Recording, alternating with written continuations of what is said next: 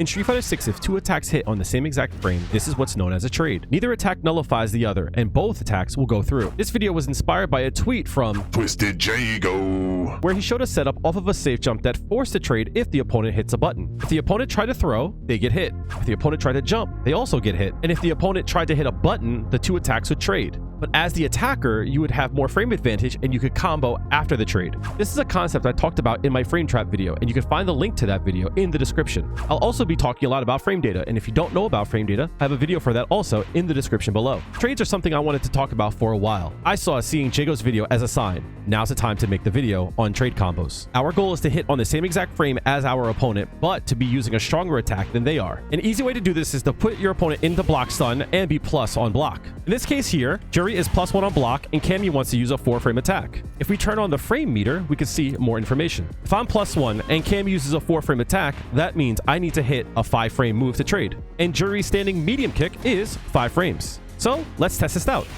Because we both get hit, we both get put into hit stun. But the hit stun on my standing medium kick is heavier than her crouching light punch. Because of that, I recover quicker and I can attack again. This results in a trade combo, where I can combo afterwards. We can capitalize by doing a combo like this. I am 1 frame ahead, so if I throw out a 4-frame attack, I win in this situation. But the difference in this is that even though I win in this situation, I'm only +7. Because I'm +7, I can combo into something like this. But trading, I'm +12, which means I could combo into a heavy attack. Since it's a heavy attack, I get more routes and different conversions for this situation. The first situation, I'm able to convert into 1380. For the same amount of resources, I'm able to convert into 1760. So it's a little bit more damage. And if I want to use a different route, I can get even more damage. Now, I can convert into better damage by going into a drive rush combo. But since I'm using a heavy attack earlier in the combo, I'm able to get even more damage. This is the same exact situation. Cammy's going to hit a light punch either way. So if we have a read on that light punch, why wouldn't we go for more damage? So how can we use this information to plan for a trade combo?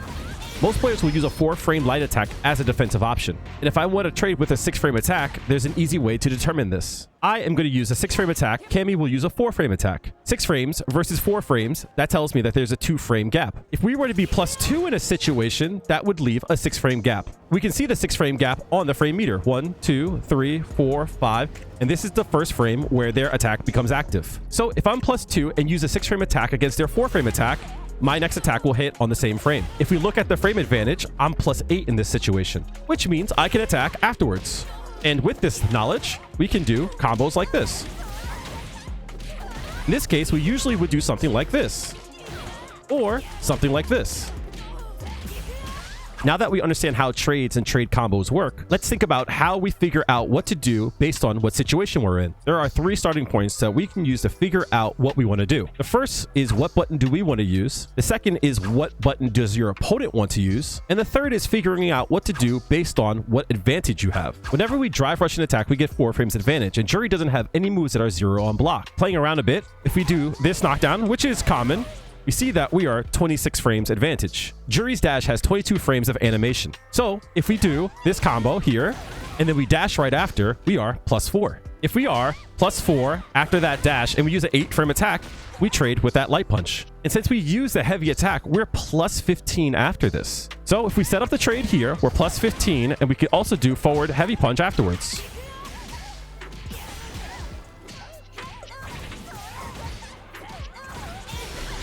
As a side note, I was having some problems with this setup, and I just did it. And I was +26, which allows me to dash and be +4. Fine. Mathematically, I should trade. However, there were some times where I was actually winning out. I was going, why is that possible? These videos are cool because I learned so much. If you use this combo and you delay it, you get +26. But if you use this combo and you do the 10 Senrin immediately, you get +27. Understanding why things work is important so that you understand how to control it. Back on track, let's look at a situation where we can use this to do heavy damage. If we get a nice big juicy jump-in combo, we can use the setup, force a trade, and then capitalize on the frame advantage and get this nice big juicy combo.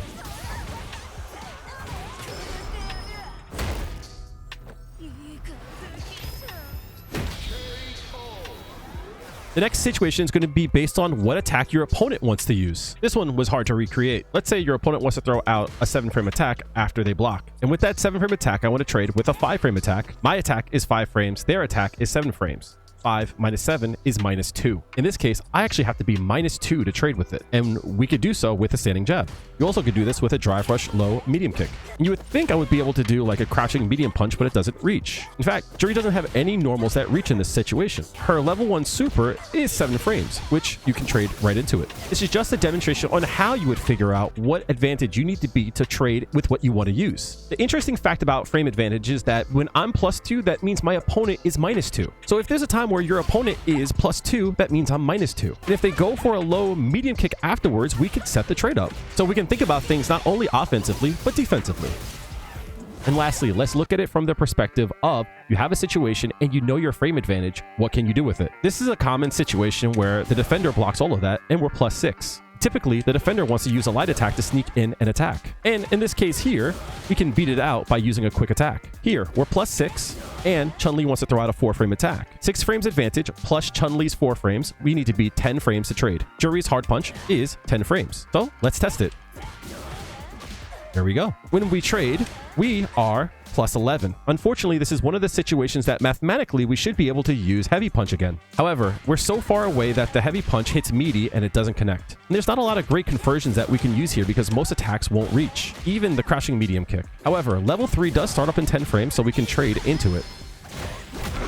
In fact, even the level 2 will connect if you go with the dash. Again, this isn't an example of what we should do. This is an example of what we can do. Before we go forward, I want to make a few things clear. Even though the frame data will be the same, not every character is going to trade the same way. Or if you block something standing or crouching, will give you different results. In this case, I'm +6. But if Rashid is standing, I'm +8. It would be pretty unlikely that Rashid would stand block this, so we should assume that when we use this, your opponent should be crouch blocking. But in this case here, Rashid wants to use a standing light punch, but look how far away we are in this case. We can't even connect. And some of these things should be tested. Every character is different. Case in point, if I do overhead after drive rush, I'm +1. Likewise, if I do drive rush heavy kick, I'm +1. Mathematically, if I use overhead and they block, I should trade with a 5-frame attack. And if we test it out, we see that we trade and we're +12.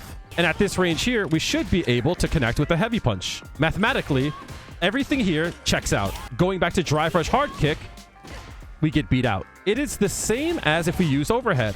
However, the overhead works and the hard kick does not. This is why fighting games are so fascinating, because frame data doesn't tell the whole story here. Sometimes the hitboxes and hurtboxes tell a different story. Since Juri's medium kick hits low and Rashid's light punch hits high, if we overlap the hitboxes, we notice Rashid doesn't get hit by Juri's medium kick.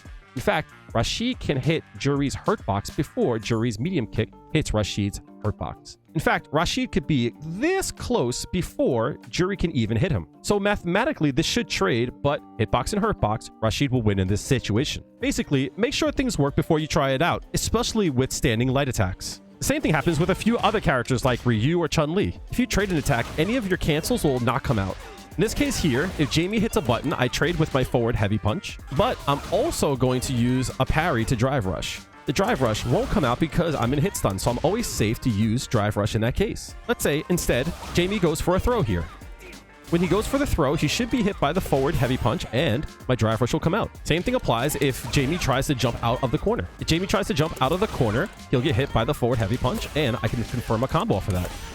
But if Jamie tries to hit a button here, we'll trade and my drive rush won't come out. This applies for any special move as well. So I'm free to do this and then confirm into the Enkansatsu. Again, if we trade, the Saihasho won't come out. So if we're using any unsafe moves, try to think about what you could cancel to keep yourself safe in case they just block. Now, let's look at some situations. Situations where we're +1, we want to trade with a standing medium kick. Drive rush standing hard kick, drive rush overhead, drive rush standing light kick, or a drive rush forward medium punch. What's cool about the drive rush forward medium punch is that you want to use this in neutral, but if we use it off of a cancel, we trade right there. If you use throw, drive rush hard kick, you'll attack them trying to hit a button. If they're content with just blocking and then hit a button afterwards, there's your trade combo. This won't work if they back rise, so use accordingly. Instead, you have to let the drive rush cook a bit to get close enough. But if you do that, you might get hit trying to dash in. So read your opponent accordingly. On back throw, it's different. Drive rush forward medium punch will work even if they back rise. And if they get hit, you could always hit forward medium punch again to combo. Once you teach them that that's not a possibility, here we go. The overhead's important because on knockdown, you can set up a meaty overhead. And if you set up the meaty overhead, that also means you can set up this trade combo. In times where you want to extend your turn, standing light kick is also an option. In times where we're +2, like standing medium punch, we want to trade with crouching medium punch, which is 6 frames. This is a situation we see all the time, and I call this situation greedy at the start of Street Fighter 6 because we really can't get much off of that. Even though in this case here, we're +8, we're so far away that all of our 8-frame attacks won't work. Since standing medium punch and crouching medium punch are both 6 frames, we also can use standing medium punch twice. And in this case, we do get a trade combo that we can convert off of. The issue is that if we use standing medium punch twice, it whiffs. And it only connects if they hit a button. And that's why I recommend using crouching medium punch. But what can we do with 8 frames where we can't reach? Well, one thing that we can do is super. This trade kind of stinks. So let's look at some other +2 situations. Drive rush standing jab will cause a trade. Drive rush crouching medium punch will also trade. In these cases here, if we get the trade, we can also combo afterwards. In this case here, there's not a lot of pushback, so we can still combo. But I want to challenge myself to find something that's +2 on a knockdown. In this case here, we look at a situation where Juri is 23 frames advantage. If I want to be +2 in this situation, I need to lose 21 frames. So let's look for 21 frames. 14, 14, 16, 15, 21. Medium punch. So in this case here, I whiff a medium punch, I'm +2. So let's test this. If Marissa wakes up with an attack, we should be able to force a trade and then get a big combo afterwards. This was a complex one. If you do heavy fuha into medium Tensenrin, backdash, heavy punch, it creates a nice frame trap. If they get hit by the heavy punch, the Saihasho connects and we could still extend our combo. But what happens if they just block the heavy punch and the fireball? +2. In this case here, the pushback is heavy and there's no way that we can connect anything at this range. But again, super is always an option. On a block drive impact, if you do crouching heavy punch, heavy fuha, medium Tensenrin, and whiff a crouching medium kick, you're +2. We can use this to our advantage again to cause this trade and then get some extra damage afterwards. Being +4 allows us to use 8-frame moves to trade with 4-frame moves. 8-frame moves for Juri are going to be forward medium punch, crouching medium kick, and crouching heavy punch. Most important is going to be the forward medium punch and the crouching heavy punch. So if we were to do heavy punch and Kensatsu, crouching medium punch, OD Saihasho, that leaves us at 43 frames of advantage. Standing hard kick has 39 frames of animation. So this whole sequence will allow us to set up a trade and be +4. We have to make sure we use crouching heavy punch. Standing heavy punch will not work. If we set this up just right, we'll see the results of it.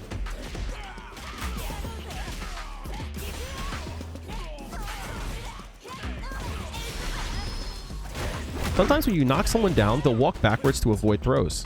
One thing that I like to do is to drive rush and then go crouching light kick to catch a backwalker. This setup here is nice because it catches people frame 1, but even better than that, situations where you would drive rush and get a +3, if you time it right, you actually hit it meaty and you get a +4. +4 means that we get to set up this trade. Again, big damage. If you learned anything in this video, let me know in the comment section what you found valuable. And if you have any questions about anything that you saw, again, leave it in the comment section below. On screen will be a link to that video about frame traps, so hopefully I'll see you over in that one. Thank you for watching. I appreciate you, and tell your loved ones you love them. I'll see you soon.